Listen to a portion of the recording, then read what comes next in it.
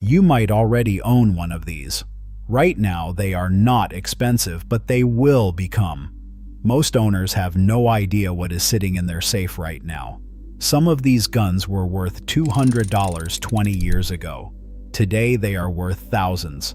Let's start with the first one. Number 10 is a gun everyone recognizes, the Smith & Wesson Model 29. Most people know it from one movie, but the gun that matters is not the one from the movie poster. It is the one made before 1980. Here is why that date matters. In the late 1990s, Smith & Wesson started using MIM parts, metal injection molding, cheaper to produce, but collectors noticed immediately. Then in 2001, the company added an internal lock, a small keyhole above the cylinder release. Functional, sure, but it killed collector interest in anything made after that point. The pre-1980 guns have forged parts. No lock, no shortcuts. Those are the ones climbing in value every single year. A clean pre-1980 Model 29 today sells for triple what it did in 2010. But the gap between old and new is only getting wider, and that gap is exactly why number 9 belongs right after this one. Most people think Colt killed their own gold mine. They didn't. They just paused it. The original Colt Python ran from 1955 to 1999. Then production stopped completely. For over 20 years, no new Pythons were made. That gap is what built the legend. Pre-1999 Pythons have hand-fitted actions. Skilled craftsmen, not machines, tuned every cylinder by hand. That's why the trigger pull on an original Python feels like nothing else on the market. In 2020, Colt brought the Python back. New version, modern manufacturing. But here's what most people miss. The relaunch didn't crash old Python prices. It did the opposite. It reminded an entire generation what they were missing. Demand for pre-1999 guns spiked right after the announcement. Original Pythons now regularly sell for 4 times their price in the early 2000s. But the next gun on this list isn't rare because a company changed. It's rare because a government did. In 1994, the supply just stopped. No warning shot, no grace period. The Clinton administration banned the import of Chinese firearms and ammunition. Overnight, Norinco SKS rifles vanished from American gun shops. Before that ban, you could walk into a store and buy one for under $200, sometimes less. They were everywhere. Surplus crates of them sat in warehouses, barely moving. Then the supply got cut off permanently. No more importing, no more replenishing.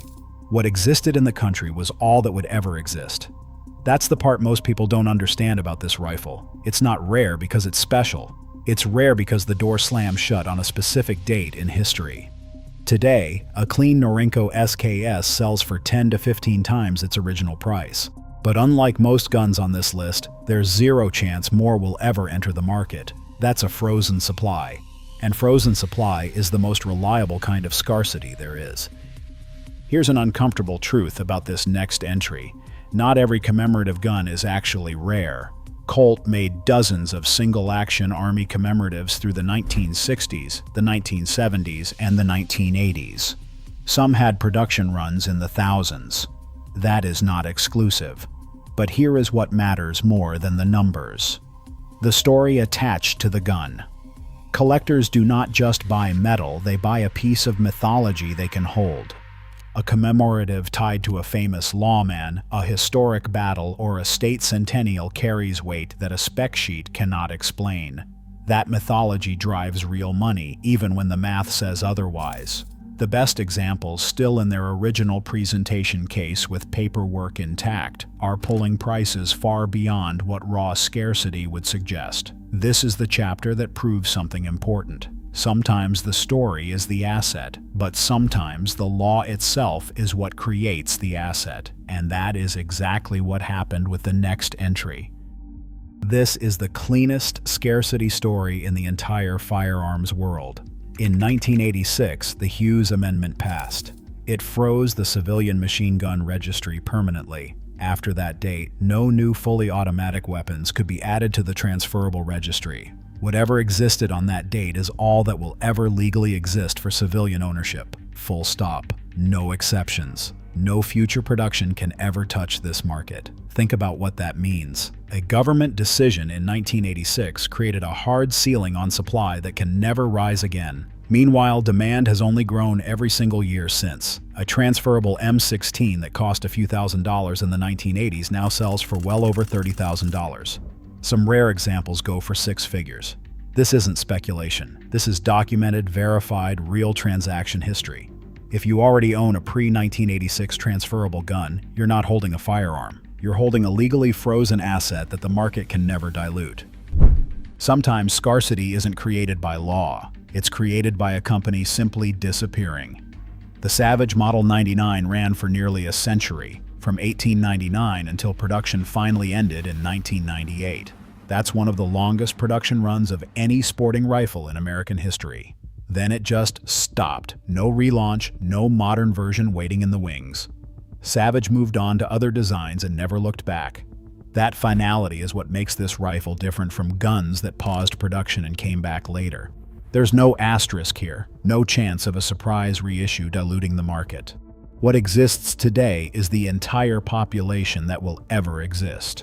Early Model 99s with rotary magazines and case-hardened receivers are the most sought after, especially in less common calibers like .250 Savage. Collectors aren't just buying a hunting rifle, they're buying the closing chapter of a company's legacy.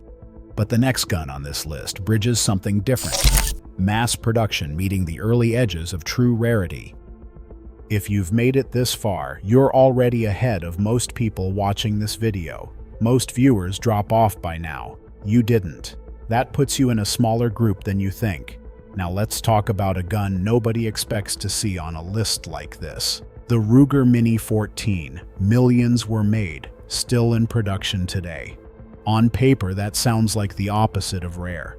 But here's what most people don't track. Early production Mini 14s, especially the pre-1980s guns with the original folding rear sight and finned barrel, are a completely different animal from what's sold today. Ruger has changed the design multiple times over the decades. Each change quietly orphaned the earlier variant.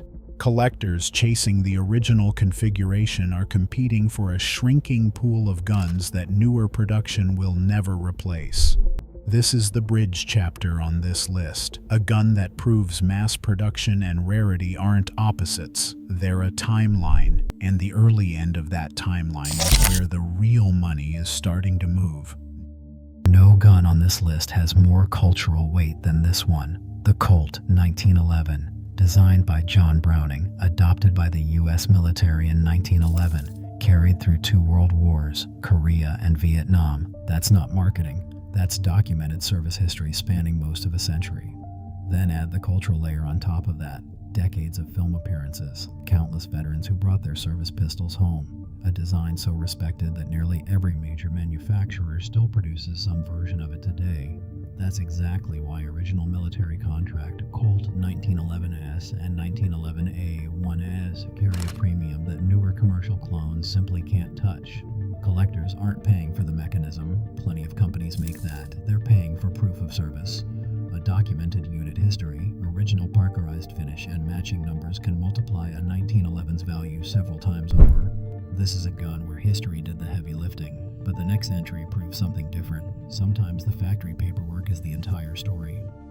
Most guns on this list are rare because of outside forces. A law, a ban, a company closing. This one is different. The Winchester Model 21 was rare by design from the very beginning. It was produced from 1930 into the 1950s as a high-grade, hand-built side-by-side shotgun. Total production numbers were always small. We are talking low thousands across the entire run, not the tens of thousands typical of mass-produced shotguns from the same era. Winchester built these largely to special order with custom engraving, wood upgrades, and barrel configurations tailored to individual buyers. That means no two are quite the same. Factory ledgers from Winchester actually document many of these individual orders, which is exactly why this gun belongs on this list. Collectors are not guessing at rarity, they can verify it. A documented, factory-built Model 21 in high original condition routinely sells for well into 6 figures. That kind of verified scarcity is rare even among collector guns, but the next entry does not need factory paperwork. Everyone already knows its name, they just do not know why it is about to move. The gun everyone on this list has been building toward, the Colt Single Action Army. Everyone knows this gun, the Peacemaker, the gun that won the West, at least according to every Western ever filmed. But here's what almost nobody watching this knows. Not all single-action armies are equal. The ones made before World War II, often called the black powder frame guns, were built on a different, slightly weaker frame than the post-war versions. Production essentially stopped during the war entirely. When Colt resumed making the gun afterward, the frame had been updated for smokeless powder loads. That means original pre-war frame guns are a genuinely distinct, closed chapter of the gun's history, not a variant. A different ERA entirely. Most buyers chasing a single-action army don't even know to ask which frame they're looking at. The ones who do are paying a serious premium for original pre-war examples in documented condition. That premium is only getting steeper as fewer become available in collectible condition. Everyone already respects this gun. Very few people understand which version of it is actually about to move in price. Now you do. 10 guns. If you own any of these, you already know what to do. Don't sell. Drop the one you own in the comments. I read every single one.